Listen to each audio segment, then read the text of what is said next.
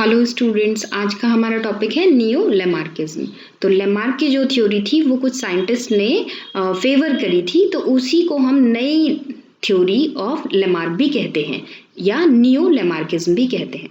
तो इस प्रेजेंटेशन में हम ये इंट्रोडक्शन ऑफ नियो लेमार्किज्म, कौन से एक्सपेरिमेंट हैं जो इसे सपोर्ट करते हैं, और explanation about them, and finally conclusion से डील करेंगे।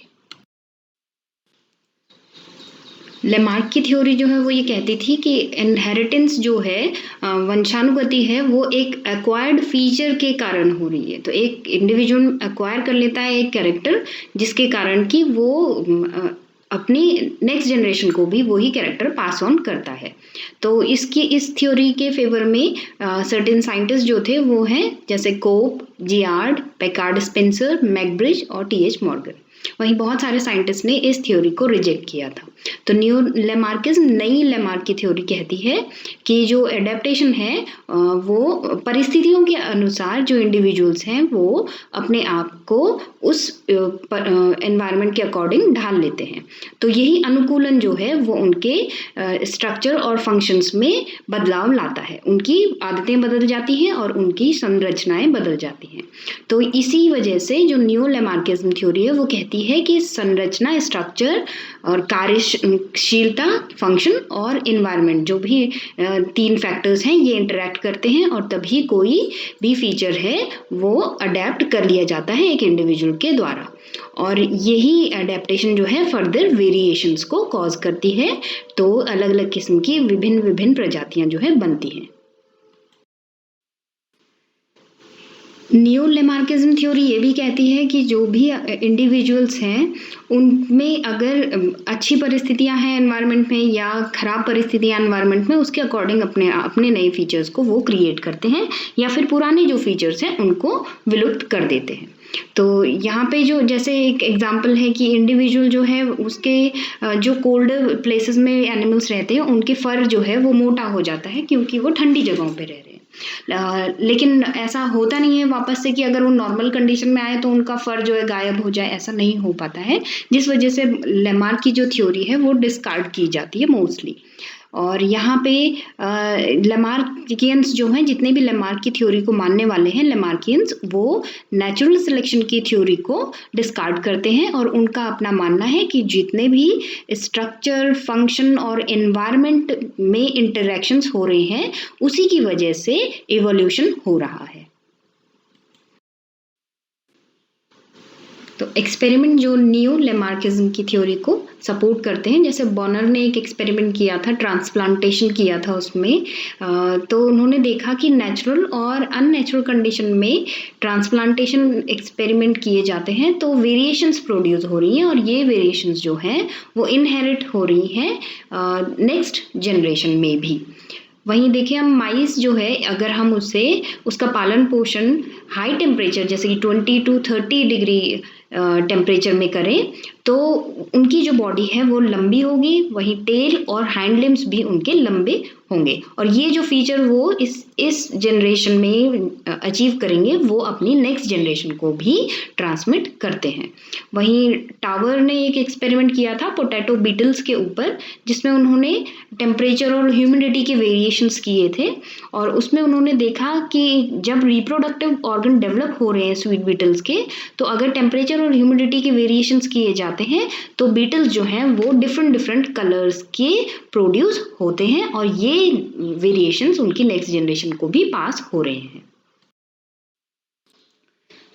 ब्राउन स्क्वाड ने मेंशन किया कि डिजीजेस लाइक एक्सोप्थेल्मिया जिसमें आंखें उभर जाती हैं, हिमेटोमा जिसमें कि ब्लड क्लॉट होने लगता है, और ड्राई गैंग्रीन जिसमें कि सेल और टिश्यूज सड़ने लगते हैं। तो ये डिजीजेस जो हैं ब्रेन में इंजुरीज के कारण होती हैं और ये डिजीज एज सच ट्रांसमिट होती है नेक्स्ट जनरेशन में भी। तो it shows inheritance. Next McDougall ने जो है माइसेस को, रैट्स को ट्रेन किया कि वो पानी के टैंक से बच के निकल सके। तो उन्होंने नोटिस किया कि 45 से 50 जनरेशन के बाद जो रैट्स हैं वो वेल ट्रेन थे इस एस्केप आउट टेक्निक में। वहीं हम देखते हैं कि अगर इस जनरेशन में कोई भी लर्निंग रिलेटेड प्रॉब्लम है और हम इस जनरेशन में उस लर्निंग रिलेटेड प्रॉब्लम्स के एरर्स को सॉल्व आउट करने में सफल रहते हैं, तो काफ़ी हद तक ये चांसेस होते हैं कि नेक्स्ट जनरेशन में जो इंडिविजुअल है वो लर्निंग प्रॉब्लम्स को हैंडल करना या लर्निंग प्रॉब्लम्स से उसे कोई भी परेशानी नहीं होती है। नेक्स्ट हम देखिए, अगर मॉर्गन के एक्सपेरिमेंट की बात करें तो उन्होंने एक्सरेज और कुछ और साइंटिस्ट ने कुछ केमिकल्स जैसे कॉल्चिसिन, मस्टर्ड गैस जो है ट्रीट की थी सेल्स के ऊपर, लिविंग सेल्स के ऊपर। तो उन्होंने नोटिस किया सेल्स में क्रोमोसोमल चेंजेस जो है नजर आने लगे, उनकी संरचना बदल गई। और यही क्रोमोसोमल स्ट्रक्चरल चेंजेस जो है जीन्स में चेंज लाने में सहायक हुए, जिसके कारण कि फंक्शन और स्ट्रक्चर जो है इंडिविजुअल का बदल गया। पिछली स्लाइड में हमने मेंशन किया था कौन से एक्सपेरिमेंट थे जो सपोर्ट करें नई लेमार्क की थ्योरी को। अब हम एक्सप्लेनेशंस पे जाते हैं नई लेमार्क की थ्योरी को। तो यहाँ पे सोमेटिक सेल्स ही जर्म सेल्स को बनाते हैं। ये हम देखते हैं कि एसेक्सुअल रिप्रोडक्शन के केसेस में या फिर वेजिटेटिव प्रोपगेशन के केसेस में प्लांट्स में कि जो आपके सोमेटिक सेल्स हैं उनसे ही जर्म सेल्स बनते हैं। और जब हम पेरेंट प्लांट को कंसिडर करें तो उनमें जो जीन्स होती हैं वो ही इनहेरिट होती हैं नेक्स्ट जनरेशन प्लांट में भी। तो हम आलू की बात करें जैसे, तो उसके ट्यूबर्स से ही पूरा एक प्लांट जो है बन जाता है, या स्टेम की कटिंग करें तो उससे एक पूरा प्लांट जो है बन जाता है। तो ये जो है आपके वेजिटेटिव प्रोपगेशन के मेथड्स है। तो इसमें हम देखते हैं कि जो जीन्स और क्रोमोसोम पेरेंट प्लांट में थी वही इनहेरिट हो रही है नेक्स्ट जनरेशन में भी।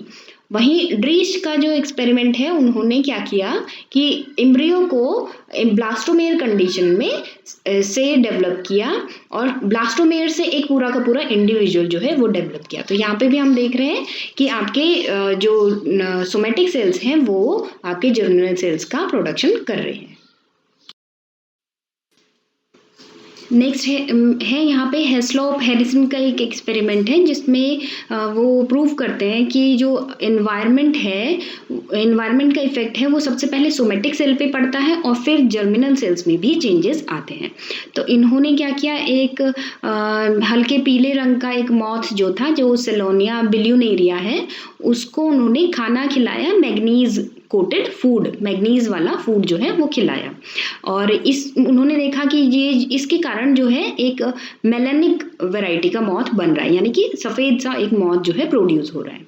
तो ये जो इस तरीके की डेवलपमेंट थी मैग्नीज फूड खाने के कारण, वो रिप्रेजेंट हो रही थी कि आपकी नेक्स्ट जनरेशन भी उसी तरीके के फिनोटिपिक और जीनोटिपिक चेंजेस शो कर रहे थे। तो वो भी आपके मेलानिक टाइप के या सफ़ेद टाइप की मॉथ्स जो है नेक्स्ट जनरेशन में भी बनती चली जा रही हैं।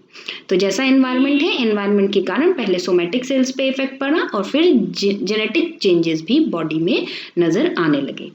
तो ये जो एक्सपेरिमेंट है इंडस्ट्रियल मेलानिज्म का भी होता है। तो हम देखते हैं जहाँ पे इंडस्ट्रीज़ के धुएं में ज़्यादा से ज़्यादा मैग्नीज के सॉल्ट होते हैं, तो वहाँ पे जितने भी वहाँ के मॉथ होते हैं वो मेलानिक बन जाते हैं। नेक्स्ट यहाँ पे टावर मेंशन करते हैं कि जो एनवायरनमेंट है वो डायरेक्ट इफेक्ट डालता है जर्म सेल्स के ऊपर। तो अब पोटैटो बीटल्स जो हैं उनको एबनॉर्मल कंडीशन में रखा गया टेम्परेचर और ह्यूमिडिटी की। तो इसके कारण क्या हुआ, बीटल्स जो हैं उनके नेक्स्ट ऑफ स्प्रिंग्स जो हैं अलग अलग रंगों के प्रोड्यूस हुए। तो यहाँ पे हम देख रहे हैं कि एनवायरनमेंट ने डायरेक्टली चेंज कर दिया जीनिक रिप्रेजेंटेशन को। म्यूलर का एक एक्सपेरिमेंट था जिसमें उन्होंने एक्स रेडिएशंस डाली ड्रोसोफिला के ऊपर और देखा कि हेरिडिटी चेंजेस आ रहे हैं क्योंकि इस क्रोमोसोमल स्ट्रक्चर ही बदल जा रहे हैं। वहीं ऑरबैक का एक्सपेरिमेंट था रॉबिसन और कार के साथ।